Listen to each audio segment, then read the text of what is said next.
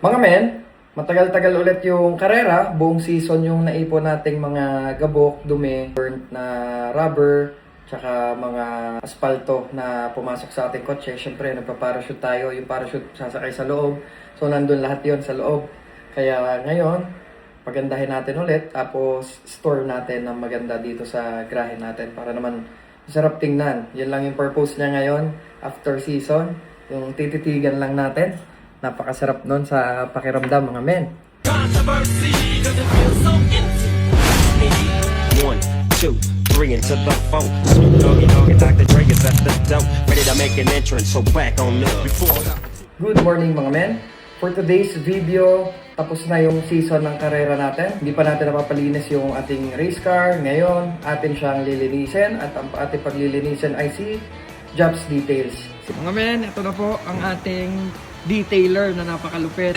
Angas, si Boss Jobs. Inumpisahan na ang ating wheels. Makita ko sa inyo mamaya yung after natin. Alam ko, naumpisahan na niya to sa loob.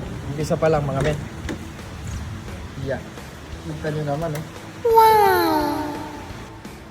Inumpisahan nga pala ni Boss Job ang ating mga mags para malinis. At iyon, sinabon na ni Men ang ating kotse. Tapos susundan niya yan ng paggamit ng brush para yung mga sikip na spots ay maabot at malinis natin, mga men. Pagkatapos nga pala niyan, mga men, tsaka niya lilinisin yung body ng ating sasakyan. Mga men, umpisahan na ang paglilinis ng ating engine bay.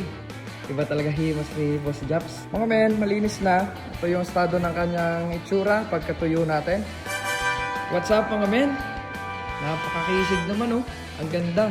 Tapos na pong linisin yung ating race car. So, ipapark na lang siya natin dito. Ito yung gumawa, syempre, si Boss Job. Boss Job, anong ginawa mo pala sa ating auto? Bali, ang ginawa natin dito is yung maintenance wash niya. Kasi bugbog siya sa karera. Pero as you can see naman, yung pintura niya maganda pa rin kasi alaga siya ng owner. Ang ginawa lang natin, maintain lang natin yung finish niya. Nag-pre-wash lang tayo para tagal ng mga dumi na hindi naman sobrang harsh sa pintura.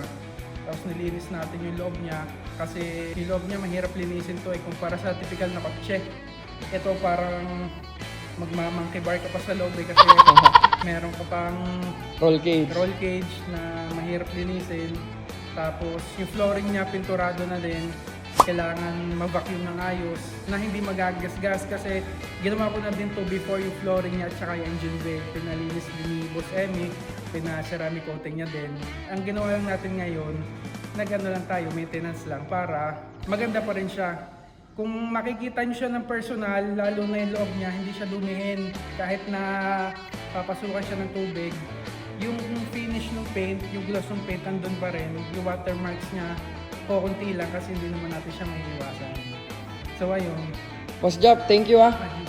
Iyo, grabe, sulit yung pagod. Mga men, yung pag gusto nyo magpa-service, detail yan. Kay Boss Job Caballas, message nyo lang siya sa Facebook. Maraming salamat po. Mga men, for almost 2 years, 2 season ng karera, yan yung interior natin.